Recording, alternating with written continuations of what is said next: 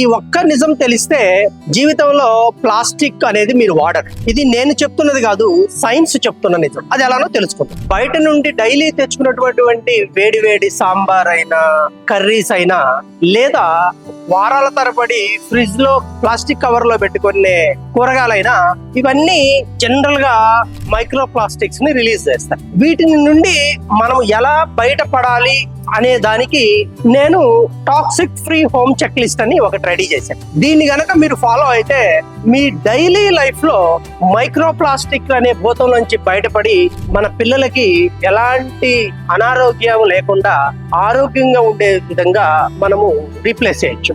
ఈ free check list కోసం comment box లో ఎకో అని టైప్ చేయండి, మీకు డైరెక్ట్ గా చెక్ లిస్ట్ వస్తుంది. ఈ ప్లాస్టిక్ ఫ్రీ నుంచి బయటపడే అనుకునే ప్రతి ఫ్యామిలీకి వీడియో షేర్ చేయండి. ఇలాంటి ఎకో ఫ్రెండ్లీ వీడియోస్ కోసం మా ఛానల్ ని ఫాలో అవ్వండి. ఎకోమా సేవ్ ది సాయిల్ లో మీరు పార్టిసిపేట్ కండి.